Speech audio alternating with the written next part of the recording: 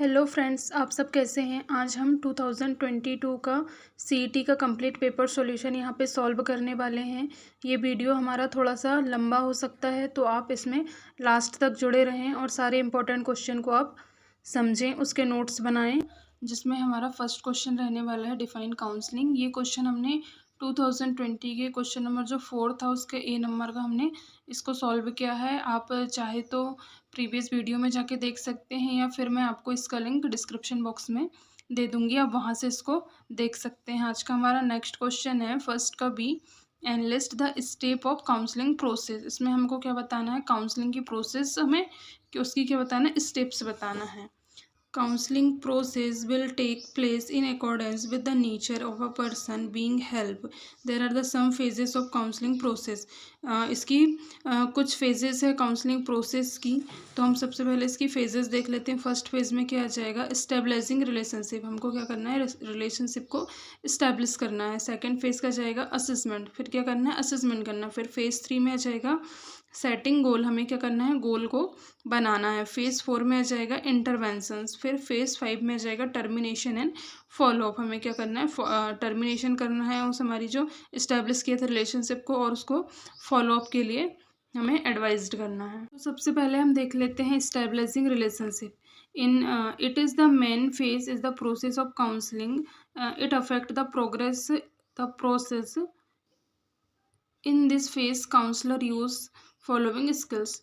Establish क्या होती है, एक तो फर्स्ट फेज होती है और ये सबसे मेन फेज होती है प्रोसेस की, किसकी, काउंसलिंग प्रोसेस की। इसमें क्या होता है, इसमें आगे के लिए काउंसलिंग के लिए प्रोग्रेस करेगा या फिर नहीं करेगा, ये यहाँ पे हमारा तय करता है। तो इसमें बहुत सारी काउंसलर की स्किल्स होती है जो उसको यूज़ करता है, जिसमें हम ये देख लेते हैं। फर्स्ट जिसमें होती है begin the phase with adequate social skills. Next आ जाएगा इंट्रोड्यूस योर सेल्फ, वो खुद को क्या करता है, इंट्रोड्यूस करवाता है। लिसन एक्टिवली, काउंसलर क्या करता है, उसको सुनता है, एक्टिव लिसनिंग करता है।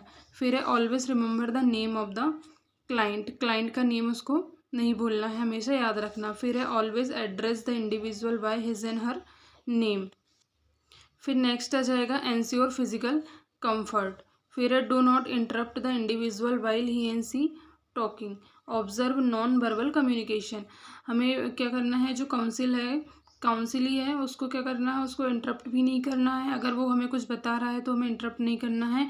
एक्टिवली लिसनिंग करना है, फिजिकल कंफर्ट प्रोवाइड करना है। जैसे हमने लास्ट वीडियो में देखा था, काउंसलिंग में हमें क्या क्या ज़रूरत होती है, जैसे फिजिकल और मेंटली प्रिपरेशन। हमने प्रिपरेशन वाला जो वीडियो पढ़ा था उसमें था कि हमें क्या करना है, काउंसिल और काउंसलर के बीच में क्या, एक डेस्क होना चाहिए जो हमारा फिजिकल कंफर्ट को बनाती है। फिर क्या आ जाएगा, ऑब्जर्व नॉन वर्बल कम्युनिकेशन, हमें उसके क्या करना है, नॉन वर्बल क्लूज को भी ऑब्जर्व करना है। उसका नेम हमेशा याद रखना है, एक्टिवली लिसनिंग करना है, खुद को पहले तो इंट्रोड्यूस कराना है। ये सब क्या जाएगा, उसका इस्टेब्लिश रिलेशनशिप का ये मेन पार्ट रहेगा। और ये सबसे मेन स्टेप्स होती है जिसमें ये डिसाइड होता है कि आगे काउंसलिंग की प्रोसेस कंटिन्यू चलेगी या नहीं चलेगी। अब हम इसका नेक्स्ट पॉइंट देख लेते हैं, असेसमेंट। असेसमेंट में क्या है, in this phase counsellor motivates the individual to talk about his and her problem. This is basically the data collecting phase and involves several specific skills such as. ये क्या होती है, एक फेज होती है जिसमें क्या करता है, जो काउंसलर होता है वो मोटिवेट करता है इंडिविजुअल को उसकी प्रॉब्लम को लेके, और फिर उसमें क्या करता है, मेन फेज में क्या होता है, डाटा कलेक्शन होता है, डाटा को कलेक्ट किया जाता है। और इसमें बहुत सारी स्किल्स को भी यूज़ करता है वो काउंसलर। उसमें क्या क्या स्किल्स हो सकती हैं, जैसे ऑब्जर्वेशन, उसके वर्बल नॉन वर्बल सारे क्लूज को क्या करता है, ऑब्जर्व करता है। फिर इंक्वायरी करता है, अगर किसी क्वेश्चन में उसको लग रहा है कि ये इसको रिपीट पूछना चाहिए, तो जो काउंसलर होता है उसको रिपीट पूछ के या फिर उसकी इंक्वायरी करके मेकिंग एसोसिएशन नेमिंग फैक्ट जाएगा। Recording of information should be done systematically. अब हमारी थर्ड फेज क्या जाएगा, setting goal. The main purpose of the phase is the provide direction to the individual and counsellor. इसमें क्या होता है, हमें जो मेन पर्पस क्या होता है, डायरेक्शन प्रोवाइड करना इंडिविजुअल को। तो इसमें क्या क्या ज़रूरी होती है, the skill of drowning inference, फिर है डिफ्रेंशिएशन, फिर है teach individual to think realistically. फिर हमारी नेक्स्ट फेज आ जाती है इंटरवेंशन। इंटरवेंशन में क्या होता है, the stage of counselling is affected by the counsellor. जो काउंसली होता है वो क्या होता है, काउंसलर से अफेक्ट करता है उसका बिहेवियर। फिर आ जाएगा own thoughts about counselling process. The intervention will depends upon the approach use by the counsellor, the problem and the individual. फिर यहाँ पे ये फोर्थ स्टेप है। फिफ्थ स्टेप में हमारा क्या था, क्या थी, टर्मिनेशन एंड फॉलोअप। जो टर्मिनेशन फेज होती है उसमें काउंसलर और काउंसिल क्या करते हैं, उनका जो इस्टेब्लिश किया था रिलेशनशिप उसको क्या करते हैं, टर्मिनेशन करते हैं, एंड स्टेज में लेके जाते हैं। देन उसके बाद में इसको फॉलोअप के लिए कैरी ऑन रखते हैं। हमारा नेक्स्ट क्वेश्चन है फर्स्ट का C, explain the role of counsellor in counselling process. जो काउंसलिंग प्रोसेस है उसमें काउंसलर क्या क्या रोल प्ले करता है वो हमको यहाँ पे देखना है। क्या होता है, फैसिलिटेटर ऑफ सेल्फ एक्सप्लोरेशन। जो काउंसलर होता है वो क्या होता है, सेल्फ एक्सप्लोरेशन होता है। एक्टिव लिसनर होता है। जो काउंसिल उसको बोलता है, उसकी प्रॉब्लम स्टेटमेंट को बताता है या उसको कुछ भी बताता है, उसको क्या करना है, एक्टिवली लिसनिंग करना है। फिर नेक्स्ट आ जाएगा प्रॉब्लम सॉल्वर। जो प्रॉब्लम काउंसिल उसको बताएगा वो काउंसलर उसको क्या करेगा, प्रॉब्लम को सॉल्व करना चाहिए। Guide and adviser. जो काउंसलर होता है वो हमेशा काउंसिल को क्या करना चाहिए, गाइड करना चाहिए, उसको एडवाइज करना चाहिए, ऐसा नहीं कि उसको जज करे। फिर नेक्स्ट आ जाएगा सपोर्टर एंड मोटिवेटर। जो काउंसलर होता है वो हमेशा सपोर्टर होना चाहिए और मोटिवेटर होना चाहिए। फिर एक क्राइसिस मैनेजमेंट। अगर किसी भी क्राइसिस वहाँ पे आता है तो हमें क्या करना है, उस टाइम में मैनेज करना है। फिर नेक्स्ट आ जाएगा एथिकल प्रैक्टिशनर। जो काउंसलर होता है वो क्या होना चाहिए, एथिकल प्रैक्टिशनर होता है।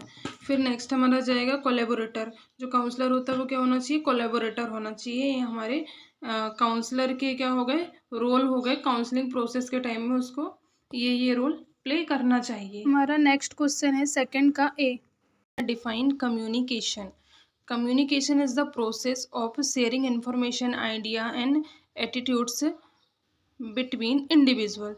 जो कम्युनिकेशन है वो क्या है, एक प्रोसेस है जिसमें क्या करते हैं, आइडियाज़ को, एटीट्यूड को, इन्फॉर्मेशन को क्या करते हैं, शेयर करते हैं एक इंडिविजुअल से दूसरे इंडिविजुअल को। ये क्या हो गया, कम्युनिकेशन हुआ। अब इसकी नेक्स्ट डेफिनेशन देखते हैं। Communication is the process by which two and more people exchange idea, fact, feeling and impression in way that each gains common understanding of meaning, intent and use of a messages. Communication क्या है, एक process है जिसमें एक, दो या दो से अधिक पीपल के बीच में क्या किया जाता है, आइडियाज़ को, फैक्ट को, फीलिंग को, इम्प्रेशन को, इन सब को क्या किया जाता है, एक्सचेंज किया जाता है। ये हमारे डेफिनेशन किसने दी थी, पॉल लीजन ने ये डेफिनेशन दी थी। अब हमारा नेक्स्ट क्वेश्चन है सेकंड का B, enumerate the elements of communication process. हमें कम्युनिकेशन प्रोसेस के क्या बताना है, एलिमेंट्स बताना है। Man is the social being and need to communicate his idea, thoughts, opinion, feelings by sharing with others. Man क्या है, एक सोशल एनिमल है, सोशल बीइंग है, जिसको दूसरे पर्सन की ज़रूरत होती है, वो अकेला लिव नहीं कर सकता है। उसको नीड होती है कि वो अपने आइडियाज़ को, अपने थॉट्स को कम्युनिकेट करे, एक पर्सन से दूसरे पर्सन के पास में शेयर करे। अब हम देख लेते हैं the elements of communication process. इसमें 5 एलिमेंट्स हैं जिसमें फर्स्ट है सेंडर, सेकंड है receiver, message, channel of communication और फीडबैक।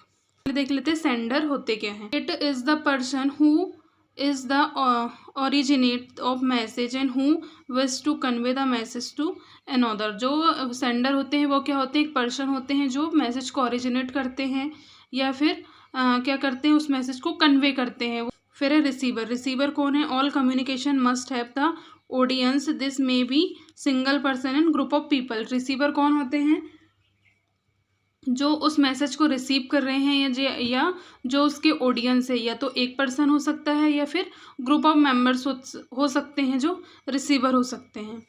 फिर हम देखते हैं थर्ड मैसेज। मैसेज में क्या है, a message is the information that is transmitted from the one person to another. Message क्या है, एक मैसेज है, एक सेंटेंस है, एक इन्फॉर्मेशन है जिसको हम क्या करते हैं, एक पर्सन से दूसरे पर्सन को हम शेयर करते हैं। जो हम शेयर करते हैं एक पर्सन से दूसरे पर्सन को, वो हमारा क्या हो गया, मैसेज हो गया। फोर्थ है channel of communication. Channel is the media by which message is convey to the receiver. Channel क्या है, एक मीडियम है जिसके थ्रू क्या होता है, मैसेज को एक जगह से दूसरी जगह भेजा जाता है। जिस मीडियम के थ्रू भेजा जाता है वह एक सब क्या वह कैसे हो गए, चैनल हो गए। चैनल में कैसे, उसमें ये तो वर्बल हो सकता है या फिर रिटन फॉर्म में हो सकता है या फिर गेस्चर्स हो सकते हैं, वो सब क्या है, एक चैनल है जिसके थ्रू हम मैसेज को भेज रहे हैं। फिर फिफ्थ आ जाएगा फीडबैक। फीडबैक में क्या है, it is the flow of information from the audience to the sender and verbal and behavioural response of the receiver to the sender. Feedback में क्या है, जो हम मैसेज को सेंडर से रिसीवर तक भेज रहे हैं, तो जो रिसीवर को एक मैसेज मिलने के बाद में जो वो रिएक्शन देता है, जो वो रिएक्ट करता है, रिस्पॉन्स देता है, वो हमारा क्या होता है, फीडबैक होता है। हमारा नेक्स्ट क्वेश्चन है सेकंड का C. Briefly define the barriers of communication with their preventive measures. हमें क्या बताना है, बैरियर्स ऑफ कम्युनिकेशन बताना है, फिर उसके प्रिवेंटिव मेजर, हम उस बैरियर को कैसे प्रिवेंट कर सकते हैं वो हमें मेजर यहाँ पे बताना है। सबसे पहले हम देख लेते हैं कि क्या क्या बैरियर्स होते हैं, फिर हम उसका एक एक करके प्रिवेंटिव उसका मेजर्स देखेंगे कि क्या कैसे हम प्रिवेंट कर सकते हैं। फर्स्ट होता है फिजिकल बैरियर, फिर होता है फिजियोलॉजिकल बैरियर, थर्ड है परसेप्चुअल बैरियर, फोर्थ है साइकोलॉजिकल बैरियर, फिफ्थ है कल्चरल बैरियर, सिक्स है लैंग्वेज बैरियर, सेवन्थ है जेंडर बैरियर, फिर है इंटरपर्सनल लैक ऑफ फीडबैक। ये हमारे सब क्या हो गए, बैरियर्स ऑफ कम्युनिकेशन हो गए। फर्स्ट है physical barrier, obstacle like distance, noise and poor infrastructure hinder communication. ये क्या होगा, फिजिकल बैरियर में क्या क्या आ जाता है, डिस्टेंस हो सकता है, नॉइस हो सकता है या फिर पुअर इंफ्रास्ट्रक्चर हो सकता है। इसमें क्या होता है, फिजिकल बैरियर में अगर कम्युनिकेशन के टाइम में अगर डिस्टेंस में रह के अगर पर्सन कम्युनिकेट करता है तो वो एक बैरियर का काम करता है। वहाँ पे प्रॉपर तरीके से कम्युनिकेशन प्रोसेस नहीं हो पाएगा, मतलब रिसीवर तक प्रॉपर तरीके से नहीं पहुँच पाएगा। अगर नॉइसफुल इन्वायरमेंट में रहकर कम्युनिकेशन हो रहा है तो उस टाइम में भी क्या होगा, प्रॉपर तरीके से कम्युनिकेट नहीं कर। अब इसका प्रिवेंशन देख लेते हैं। प्रिवेंशन क्या है, use clear audio visual tools, minimise noise and ensure proper infrastructure, example good internet connection. अब इसमें क्या आ जाएगा, हम इसमें क्या करेंगे, clear audio visual aids use करेंगे, नॉइसफुल इन्वायरमेंट को मिनिमाइज करेंगे, कम करेंगे, इंफ्रास्ट्रक्चर प्रॉपर होना चाहिए, जैसे गुड इंटरनेट कनेक्शन। अगर इंटरनेट कनेक्शन गुड नहीं है तो अगर ऑनलाइन मैसेजेस ट्रांसफ़र हो रहे हैं तो प्रॉपर तरीके से नहीं होंगे। ये इसका क्या हो गया, प्रिवेंशन हो गया। अब हमारा सेकंड बैरियर है फिजियोलॉजिकल बैरियर। इसमें आ जाएगा hearing impairment, speech disorder, poor vision, illness and fatigue. ये सब क्या है, बैरियर्स है। कौन सा, फिजियोलॉजिकल। इसका प्रिवेंशन देख लेते हैं हम। यूज़ एसर्टिव डिवाइस, हमें क्या करना है, एसर्टिव डिवाइस यूज़ करना है। क्रिएट अ एसेसिबल एनवायरनमेंट को एसेसिबल बनाना है। Encourage rest and wellness.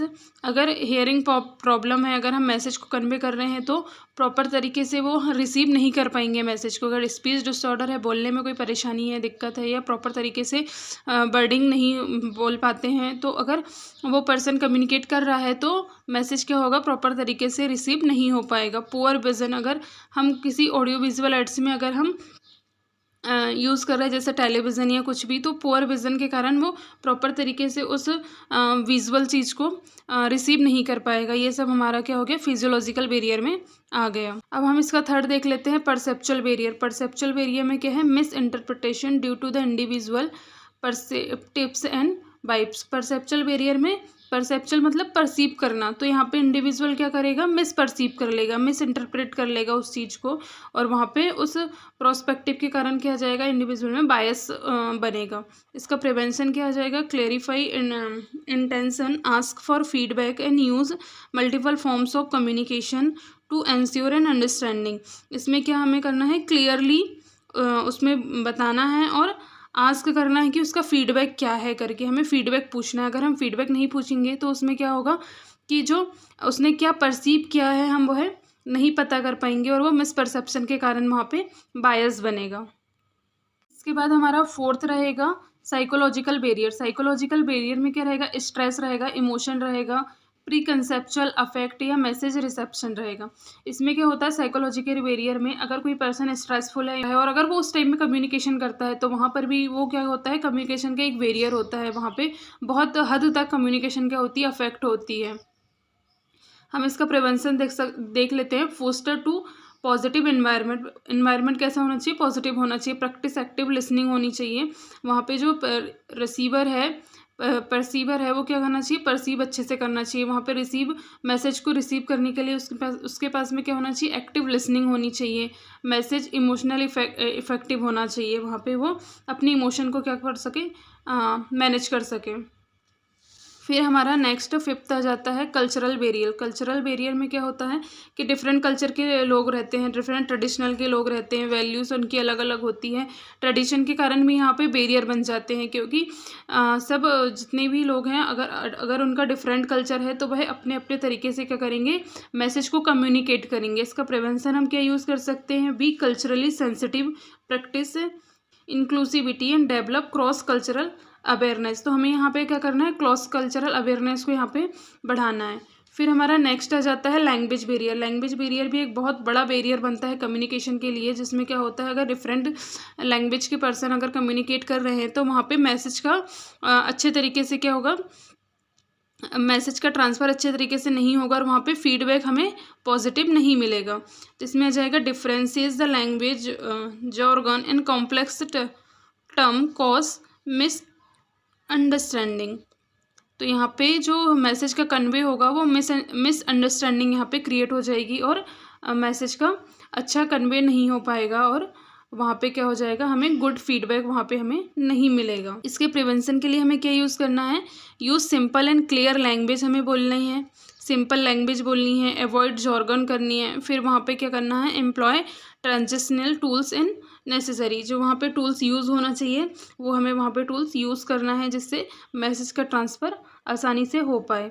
अब हमारा 7th बैरियर है जेंडर बैरियर। जेंडर बैरियर में क्या है, gender barrier arise due to the differences in communication style and stereotype. यहाँ पे जेंडर बैरियर में क्या होता है, मेल फीमेल यहाँ पे जेंडर बैरियर का हमारा काम करते हैं, जिसमें इस बैरियर के कारण भी बहुत सारी प्रॉब्लम्स होती हैं जो कम्युनिकेशन में वहाँ पे बहुत इफ़ेक्ट करती है। Bias and societal norms that affect the how man and women interact. जैसे मैंने बताया कि यहाँ पे भी जेंडर बैरियर में मैन एंड वुमेन के जो इंटरेक्शन है उसमें भी बहुत सारे क्या कम्युनिकेशन के हमारे यहाँ पे बैरियर देखने को मिलते हैं। हमारा 8th आ जाता है इंटरपर्सनल बैरियर। इंटरपर्सनल बैरियर में क्या है, it is the obstacle that hinder affective communication between individual often arise from personal differences and perceptions and interactions. हमारा नेक्स्ट क्वेश्चन है 3rd का ए, डिफाइन असेसमेंट।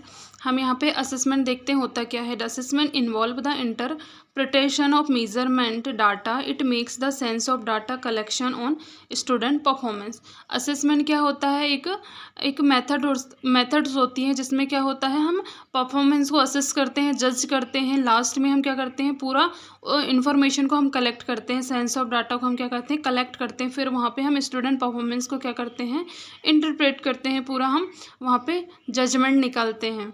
ये हमारी डेफिनेशन किसने दी थी, मूरी प्रिंट ने 1993 में ये दिया था। अब हम इसकी नेक्स्ट डेफिनेशन देख लेते हैं। Assessment as the process whereby the attempt to measure the quality and quantity and quality of learning and teaching using various assessment techniques. यहाँ पे क्या है, असेसमेंट एक प्रोसेस है जिसके थ्रू हम अटेम्प्ट को क्या करते हैं, मेज़र करते हैं क्वालिटी और क्वांटिटी के बेस्ड में, कि लर्निंग और टीचिंग वहाँ पे कितने इफेक्टिव है, हम किस मेथड से यूज़ कर रहे हैं, वो सब हम क्या कर सकते हैं, यहाँ पे असेस कर सकते हैं। कितना नॉलेज स्टूडेंट को कितना नॉलेज मिला है, हम इस सब चीज़ों को क्या कर सकते हैं, इन्फॉर्मेशन को हम कलेक्ट करके उसमें जजमेंट हम तैयार कर सकते हैं। ये हमारी डेफिनेशन किसने दिया था, डिक्शनरी ऑफ एजुकेशन में है ये डेफिनेशन, 1989 में ये दी गई थी। हमारा नेक्स्ट क्वेश्चन है 3rd का B, write the purpose and scopes of assessment. हम असेसमेंट के यहाँ पे पर्पस देखेंगे और स्कोप देखेंगे। सबसे पहले हम पर्पस देख लेते हैं कि असेसमेंट का क्या पर्पस होता है। Assessment is the gather relevant information. Assessment क्या होती है, इसमें इन्फॉर्मेशन को गैदर किया जाता है, इकट्ठा किया जाता है, कौन सी, रिलेवेंट होना चाहिए, इन्फॉर्मेशन भी हमारे यहाँ पे रिलेवेंट होना चाहिए। फिर नेक्स्ट आ जाएगा improve their learning process. Assessment से हम लर्निंग प्रोसेस को इम्प्रूव कर सकते हैं। अगर हम ऑडियो विजुअल एड्स यहाँ पे हम क्या यूज़ कर रहे हैं, वहाँ पे हमें क्या, फिर लास्ट में हमें क्या रिजल्ट मिल रहा है वो हम असेस करके असेसमेंट के थ्रू हम क्या कर सकते हैं, अपनी लर्निंग प्रोसेस को हम इम्प्रूव कर सकते हैं। फिर थर्ड आ जाएगा reflect on each student level of achievement. हम यहाँ पे जो स्टूडेंट है उनके लेवल ऑफ अचीवमेंट पे हम क्या कर सकते हैं, रिफ्लेक्ट कर सकते हैं। हम लेवल ऑफ अचीवमेंट को यहाँ पे असेस कर सकते हैं और उसके बाद में वहाँ पे हम फीडबैक उनको दे सकते हैं। फिर नेक्स्ट आ जाएगा day to day feedback about the learning and teaching process. हम असेसमेंट के थ्रू क्या कर सकते हैं, day to day learning process पे और टीचिंग पे हम यहाँ पे क्या दे सकते हैं, फीडबैक दे सकते हैं। फिर है नेक्स्ट आ जाएगा provide feedback on student learning. हम स्टूडेंट की लर्निंग के ऊपर यहाँ पे फीडबैक दे सकते हैं, जिसमें क्या होता है स्टूडेंट की हम उसकी परफॉर्मेंस को हम वहाँ पे क्या करते हैं, पूरा असेस करते हैं। देन लास्ट में हम उनको फीडबैक प्रोवाइड करते हैं, पॉजिटिव और नेगेटिव। फिर नेक्स्ट आ जाएगा इन्फॉर्म एंड गाइड इंस्ट्रक्शन। हम यहाँ पे क्या कर सकते हैं, स्टूडेंट को इन्फॉर्म कर सकते हैं, उनको गाइड कर सकते हैं, इंस्ट्रक्शन दे सकते हैं, जिसके थ्रू वो क्या कर सकते हैं, अपनी लर्निंग प्रोसेस को और भी अच्छा बना सकते हैं। फिर नेक्स्ट आ जाता है हमारा कम्युनिकेट लर्निंग एक्सपेक्टेशंस। फिर हमारा नेक्स्ट है इन्फॉर्म एंड गाइड इंस्ट्रक्शन। फिर नेक्स्ट है provide practice applying knowledge and skill. हम इसके स्कोप्स देख लेते हैं कि असेसमेंट के क्या क्या स्कोप्स होते हैं। फिर है सिलेक्शन ऑफ स्टूडेंट। जो स्कोप्स है इसका फर्स्ट क्या है, सिलेक्शन ऑफ स्टूडेंट। इसमें हम क्या कर सकते हैं, अगर हम स्टूडेंट की परफॉर्मेंस को डे टू डे क्या कर रहे हैं, मेज़र कर रहे हैं, असेस कर रहे हैं, तो हम यहाँ पे हमें सिलेक्शन ऑफ स्टूडेंट हमारे लिए यहाँ पे बहुत ईजी हो जाएगा। फीडबैक ऑफ स्टूडेंट की परफॉर्मेंस को हमें डे टू डे देखने के बाद उसमें फीडबैक देने में भी हमें क्या हो जाएगी, यहाँ पे आसानी हो जाएगी। ये हमारे एक अच्छा स्कोप बनता है। फिर है फीडबैक टू टीचर के लिए यहाँ पे भी क्या होता है, बहुत अच्छा फीडबैक होता है। अगर उसकी टीचिंग प्रोसेस अच्छी नहीं है तो यहाँ पे हम फीडबैक वहाँ पे दे सकते हैं असेसमेंट के थ्रू। फिर है इंसेंटिव टू लर्निंग। नेक्स्ट आ जाता है मोटिवेशन ऑफ लर्निंग एक्टिविटी।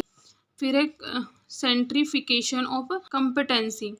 फिर आएगा डिसीजन ऑफ सक्सेसर। हमारा नेक्स्ट क्वेश्चन है थर्ड का C, describe the criteria for selection of assessment techniques and methods. यहाँ पे हम क्या देखेंगे, क्राइटेरिया ऑफ सिलेक्शन असेसमेंट। हम किस क्राइटेरिया को सेलेक्ट करते हैं असेस करने के लिए, किस टेक्निक्स को मेथड्स को यूज़ करते हैं, हम यहाँ पे ये देखेंगे।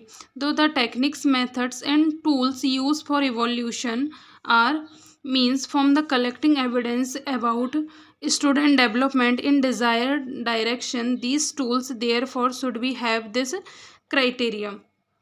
यहाँ पे बहुत सारी क्राइटेरिया, मेथड्स, टेक्निक्स यूज़ किए जाते हैं जिसमें हम इवोल्यूशन, यहाँ पे हम इवोल्यूश कर पाएँ, इंफॉर्मेशन को कलेक्ट कर पाएँ, परफॉर्मेंस को हम यहाँ पे मेज़र कर पाएँ। इन सब चीज़ों के लिए बहुत सारी क्या होती हैं, टेक्निक्स होती हैं, मेथड्स होती हैं जिनको यूज़ करते हैं। फर्स्ट क्या होती है, इसमें क्या क्या क्राइटेरिया होते हैं इसके, फर्स्ट है वैलिडिटी। इसमें क्या होना चाहिए, वैलिड होना चाहिए। फिर है रिलायबिलिटी होना चाहिए। फिर है ऑब्जेक्टिविटी होना चाहिए। फोर्थ आ जाएगा प्रैक्टिसिबिलिटी होना चाहिए। फिफ्थ आ जाएगा रिलेवेंस होना चाहिए। सिक्स क्या है, डिस्क्रिमिनेशन होना चाहिए। फिर सेवन्थ है स्पेसिफिसिटी होना चाहिए। फिर है एफिशिएंसी होना चाहिए। फिर उसका टाइम ड्यूरेशन अच्छा होना चाहिए, लेंथ भी अच्छी होनी चाहिए, लेंथ भी क्या होनी चाहिए, अप्रोप्रिएट होनी चाहिए। फिर है प्रिसाइज एंड क्लियर होना चाहिए, केस ऑफ स्कोरिंग होनी चाहिए। फिर है बैलेंस एंड इक्विलिब्रियम होना चाहिए। फिर क्या है, स्टैंडर्डाइजेशन होना चाहिए। फिर है कॉम्प्रहेंसिव होना चाहिए। ये सब क्या है, टेक्निक्स है, मेथड्स है, जिसका यूज़ हम किसके लिए कर सकते हैं, असेसमेंट के लिए कर सकते हैं। हमारा नेक्स्ट क्वेश्चन है फोर्थ का A, define learning is the process by which behaviour is originated and change through practice and training. ये हमारी डेफिनेशन दी थी गैरी आर ने। फिर हम नेक्स्ट देख सकते हैं learning is the acquisition of new behaviour. Learning क्या है, एक इक्विजन है न्यू बिहेवियर का, strengthening and weakening of old behaviour. क्या करता है ये, स्ट्रेंथनिंग देता है और वीकनेस ऑफ ओल्ड बिहेवियर होता है as a result of experience. ये हमारी डेफिनेशन दी थी HP स्मिथ ने। हमारा नेक्स्ट क्वेश्चन है फोर्थ का बी, फर्स्ट है explain the characteristic of learning. ये क्वेश्चन हमने जो फोर्थ का क्या कौन सा था, बी नंबर का था, 2018 में हमने क्वेश्चन नंबर फर्स्ट का भी हमने इसको सॉल्व किया है। इसकी लिंक डिस्क्रिप्शन बॉक्स में आपको मिल जाएगी। फिर नेक्स्ट क्वेश्चन है फोर्थ का C, what is the importance of preparing lesson plan. Question भी हमने 2020 के क्वेश्चन नंबर 2 के सी में हमने सॉल्व किया है। इसकी लिंक मैं आपको डिस्क्रिप्शन बॉक्स में दे दूंगी। हमारा 5th question right short notes. इसमें हमारा फर्स्ट क्वेश्चन बनता है जौहरी विंडो। ये क्वेश्चन हमने 2019 में 2020 में हमने सॉल्व किया है। क्वेश्चन रिपीट क्वेश्चन है, बहुत ही इंपॉर्टेंट क्वेश्चन है। इस बार भी ये 2025 के एग्ज़ाम पेपर में आने के पूरे चांसेस है जौहरी विंडो के। तो आप इस क्वेश्चन को अच्छे से पढ़िएगा। मैं आपको इसकी लिंक डिस्क्रिप्शन बॉक्स में दे दूँगी। हमारा नेक्स्ट क्वेश्चन है 5th का बी, ये है मोटिवेशन। अब हम मोटिवेशन के बारे में शॉर्ट नोट्स को हम रेडी करेंगे यहाँ पे। तो motivation means the process of stimulating people to action to accomplish desire goal. Motivation क्या है? एक प्रोसेस है जिसमें पीपल को स्टिमुलेट किया जाता है उसके डिज़ायर को, उसके गोल को फुलफ़िल करने के लिए, उसके गोल को अचीव करने के लिए। किसने दिया था? WG स्कॉट ने। फिर है motivation the factor that direct and energise the behaviour of human and other organism. फिर क्या है? जो मोटिवेशन है वो क्या है? डायरेक्ट और एनर्जाइज क्या करता है? जो पर्सन है उसके बिहेवियर को क्या करता है? ये एनर्जाइज करता है, मतलब उसमें एक्टिवनेस लेके आता है। ह्यूमन हो या फिर कोई भी और अदर ऑर्गेनिज्म हो, ये सब में ये मोटिवेशन का ये काम करता है कि उसको क्या करेगा? एनर्जाइज करेगा उसके बिहेवियर को। हम उसके टाइप्स देख लेते हैं मोटिवेशन के, on the basis of source और on the basis of approach. On the basis of source में आ जाएगा 2 टाइप्स है, एक्सट्रिंसिक मोटिवेशन और इंट्रिंसिक मोटिवेशन। और on the basis of approaches के अकॉर्डिंग क्या है? 2 टाइप्स के हैं, पॉजिटिव मोटिवेशन और नेगेटिव मोटिवेशन। हम इसके कैरेक्टरिस्टिक देख लेते हैं, मोटिवेशन के क्या क्या कैरेक्टरिस्टिक होते हैं। फर्स्ट है कंपोनेंट ऑफ डायरेक्टिंग, सेकेंड है साइकोलॉजिकल एस्पेक्ट, थर्ड है गोल डायरेक्शन होना चाहिए, फोर्थ है continuous process, integrated positive and negative. फिर नेक्स्ट आ जाएगा complex and dynamic process and financial and non financial. ये सब क्या है? इसके कैरेक्टरिस्टिक हैं मोटिवेशन के। अब हम कुछ थ्योरीज देख लेते हैं जो मोटिवेशन के ऊपर बेस्ड हैं। फर्स्ट है हमारी Maslow need hierarchy. Maslow need hierarchy बहुत ही इंपॉर्टेंट थ्योरी बनती है मोटिवेशन की, जिसमें क्या होती हैं? स्टेजेस होती हैं। जैसे उस नीड हायरार्की में 5 स्टेजेस होती हैं, जिसमें बेसिक से स्टार्ट होकर सेल्फ एक्चुअलाइजेशन तक के जाती हैं। जिसमें फर्स्ट है हमारी स्टेज क्या होती है? फिजियोलॉजिकल नीड्स होती है। जब पर्सन के पास में अपनी फिजियोलॉजिकल नीड कंप्लीट हो जाती है तो फिर वो सेकंड नीड के ऊपर मूव करता है। ये ट्रायंगुलर शेप में होता है, एक पिरामिड होता है। इसकी सेकंड में क्या जाती है? Safety and security. फिर थर्ड में क्या जाती है? Love and belongingness. फोर्थ में क्या जाती है? Self esteem. और फिफ्थ में सेल्फ एक्चुअलाइजेशन। 5 स्टेजेस होती हैं। फिर हमारी सेकंड आ जाएगी मैकग्रेगर्स थ्योरी XY। फिर आ जाएगी 2 फैक्टर थ्योरी। फिर आ जाएगी रीइंफोर्समेंट थ्योरी। ये सब मोटिवेशन की थ्योरी है। हमारा नेक्स्ट क्वेश्चन है 5th का C, माइक्रो टीचिंग। ये क्वेश्चन हमने 2020 के 5th का लास्ट वाला जो क्वेश्चन था उसमें सॉल्व किया है। मैं आपको इसकी लिंक डिस्क्रिप्शन बॉक्स में दे दूंगी। ये क्वेश्चन भी 2 बार आया है, 2020 में भी आया है, 2018 में भी आया है। ये क्वेश्चन बहुत ही इंपॉर्टेंट है। ये 2 बार आया है और इसमें फिर से अपने 2022 में भी आया है। तो ये क्वेश्चन भी बहुत इंपॉर्टेंट बनता है। इसकी लिंक आपको मिल जाएगी, इसको अच्छे से पढ़ लीजिएगा। ये क्वेश्चन भी आने के लिए बहुत ज़्यादा चांसेस है इस बार 2025 में, क्योंकि जो क्वेश्चन बार बार रिपीट होते हैं वो क्वेश्चन आने के उसमें बहुत ज़्यादा चांसेस रहते हैं। तो आप जो ज़्यादा क्वेश्चन रिपीटेशन होता है उनको पढ़ना बिल्कुल ना भूलें।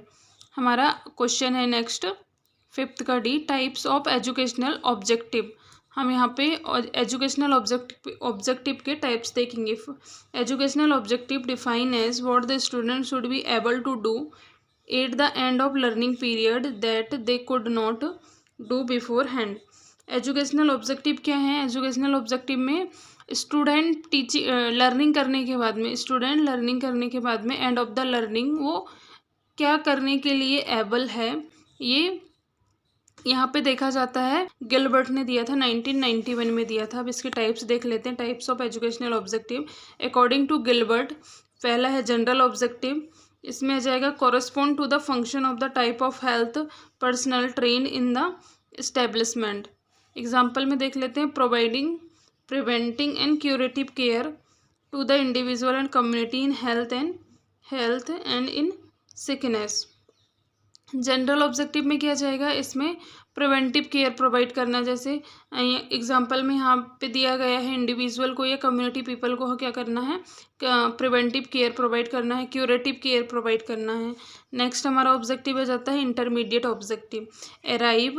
Arrived at by breaking down proverbial function into component activities which together indicate the nature of those function. इसका एग्जाम्पल देख लेते हैं। Planning and carrying out a blood sampling session for a group of adult in a community. इसमें क्या है, intermediate में plan करना है, कैरिंग करना, कैसे ब्लड सैम्पलिंग के हम कैरी करेंगे सैम्पलिंग लेने के बाद में, वो सब यहाँ पे आ जाएगा इंटरमीडिएट में। फिर फिफ्थ आ जाएगा specific and instructional objective. Specific में क्या होता है, बिल्कुल टू द पॉइंट होना चाहिए। Correspond to precise personals tasks those result are observable and measurable again criteria.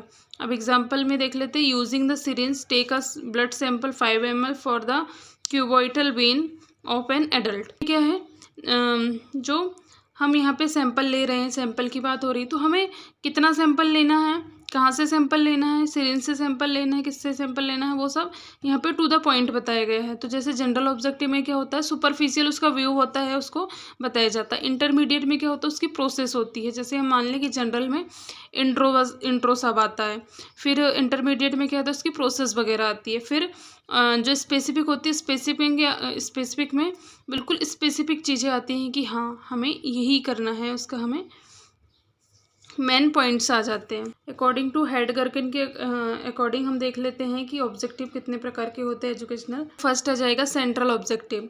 It is the core of unit, it is the core of unit, it is the central learning product desire and give clarity design meaning and unit to learning activities determine by objectives. ये हमारा central objective आ गया।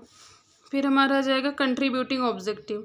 इसमें क्या है, help in the attainment of central objective. It is the depend on certain understanding skills attitude and application which are known as the contributing. This is, जो central objective था वो learning के clear goal और desire पे, clarity पे based था।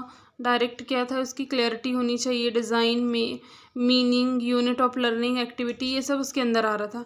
अब जो कंट्रीब्यूटिंग है उसके अंदर क्या रहेगा, अंडरस्टैंडिंग रहेगी, स्किल रहेगी, एटीट्यूड रहेगा, ये सब कंट्रीब्यूटिंग ऑब्जेक्टिव के अंदर आएगा। Proximal aim of a course. फिर थर्ड आ जाएगा हमारा इनडायरेक्ट एंड कॉन्कोमिटेंट ऑब्जेक्टिव। इसमें जाएगा there are one word product of the activities necessary in the attainment of other objectives. There are the ideas, understanding and appreciation which are gradually build up. हमारा next question है fifth का E, use of computer in nursing. Nursing में हम computer का use देखेंगे। First हम देख लेते हैं patient care and clinical applications में। इसमें इलेक्ट्रॉनिक हेल्थ रिकॉर्ड होते हैं, मेडिकेशन एडमिनिस्ट्रेशन होता है, मॉनिटरिंग सिस्टम होता है। जो है पेशेंट की केयर करने के लिए और क्लिनिकल अप्रोच के लिए हम यूज़ करते हैं, उसमें क्या होती हैं, मेडिकेशन भी अगर हम कर रहे हैं तो उसमें क्या हमें कंप्यूटर में हमें ऐड करना होता है। तो आजकल सब डिजिटल चीज़ें आ गई हैं जिसमें कंप्यूटर के बिना कोई काम नहीं होता है। अगर हम उसमें हम अगर मेडिकेशन भी कर रहे हैं, पेशेंट की केयर भी कर रहे हैं, कोई प्रोसीजर भी कर रहे हैं पेशेंट के ऊपर, उसमें हम सारा रिकॉर्ड्स उसमें फिल करके रखते हैं कंप्यूटर में। जाएगा नर्सिंग एडमिनिस्ट्रेशन। नर्सिंग एडमिनिस्ट्रेशन में कहाँ यूज़ किया जाता है कंप्यूटर का, शेड्यूलिंग में, स्टाफिंग बनाने में, बिलिंग करने में, इन्वेंट्री मैनेजमेंट में, ये सब में आ जाता है नर्सिंग एडमिनिस्ट्रेशन में। हमारा फिर थर्ड आ जाता है nursing education and training. Nursing education और ट्रेनिंग में आ जाता है हमारा ई लर्निंग हो जाती है, सिमुलेशंस हो जाते हैं नर्सिंग एजुकेशन में। फिर आ जाएगा असेस टू मेडिकल लिटरेचर आते हैं और टेलीमेडिसिन में यूज़ किया जाता है। नेक्स्ट है हमारा रिसर्च में और डाटा एनालिसिस में भी कंप्यूटर का यूज़ किया जाता है। फिर है एविडेंस बेस्ड प्रैक्टिस में, पब्लिक हेल्थ मॉनिटरिंग में, क्लिनिकल ट्रायल्स एंड स्टडीज़ में। फिर हमारा नेक्स्ट आ जाता है कम्युनिकेशन एंड कोलैबोरेशन। कम्युनिकेशन और कोलैबोरेशन में क्या होता है, ईमेल में, मैसेजिंग सिस्टम में, वीडियो कॉन्फ्रेंसेस में और पेशेंट में, ये सब चीज़ों में नर्सिंग में कंप्यूटर का यूज़ किया जाता है। यहाँ पे हमारा 2022 का कंप्लीट पेपर सॉल्यूशन फिनिश होता है।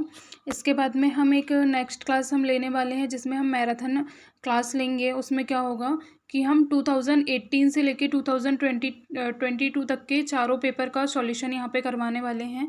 मैं आपको उसमें कुछ टिप्स और ट्रिक्स भी बताने वाली हूँ कि हम अगर हमें कोई क्वेश्चन हमें नहीं बन रहा है एग्ज़ाम में तो हम उसको कैसे लिखें। क्वेश्चन को लिखने का तरीका भी मैं आपको उसमें बताऊंगी और कुछ इंपॉर्टेंट क्वेश्चन भी मैं आपको उसमें बताऊंगी कि आप क्या क्या इंपॉर्टेंट क्वेश्चन है जिसको आप पढ़ सकते हैं एग्ज़ाम के जस्ट पहले। तो अगर आपको मेरा वीडियो पसंद आया हो तो प्लीज़ लाइक करें, शेयर करें और कमेंट्स करके बताएं कि मेरे वीडियो ने आपकी कितनी हेल्प की एग्ज़ाम में। Thank you.